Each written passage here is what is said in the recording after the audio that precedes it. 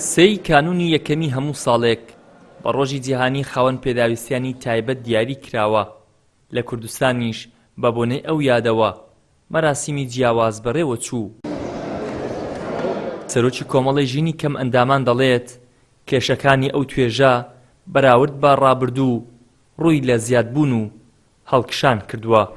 گومان لەوەی دانیە کە زیادی کردێ لەبەرەوەی کە هیچ کێشە و گرفتەک هیچ مەوزوعەکان یەکەم ئەندامان چارەسەر نەکرای هەتاکو برین کۆتایی هاتی یاخود بەراوردی بکەین. بۆیە بەڕاستی هیچ کاتێک بەتایبەتی لەو بارودۆخی ئەو ڕۆکەدا کە بەشێکی زۆری ژیانی کۆمەلگا هەمووی لەو پەڕینە هەمواریدا دەژیتن لە نێویشیاندا چین و توێژی کەم ئەندامان بە چەند بەرامبەر زیاتر خراپترا لەوانی کە من ئێستا لێرکانە درچی پێ دەکەم ینی زیاتر نەداریە نەبوونیە مەسەڵەن تێژێکی مەزڵومە چکە ناتوانانی کار بکات خاستنەوانەی سەد لە سەتی تایبەتن جوازن لەوانەی کە مەسەڵەکەم بینانە ئەوانە بەڕاستی دەبی ئاوەڕ بدرێنەوە لەگەڵ ئەوەش ینی بە عقد ینی توانیت ینی خێرخوازان یان کۆمەڵگە و جیهاتەکان پابندن بەوانە مەسەڵەن توانیتیان ینی هاوکاریان کرد. لە ساڵی 2013ەوە هیچ خاوەن پێداویستێکی تایبەت ئەو من 150,000ەی بۆ نەبەستراوە کە حکوومەت بڕیار وابوو بە خاوەن پێداویستیانی تایبەتی بدات.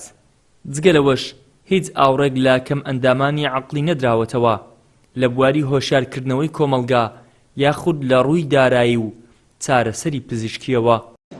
کێشەکانی ئێمە بەڕاستی ئەوەی ئێمەمان ویستمانە بەدیمان نەهاتووە. ئێمە هەوڵ و ماندیبوون دەکەین بۆ ئەوە حکوومەت بەڕاستی لە دی داوامان بێتن.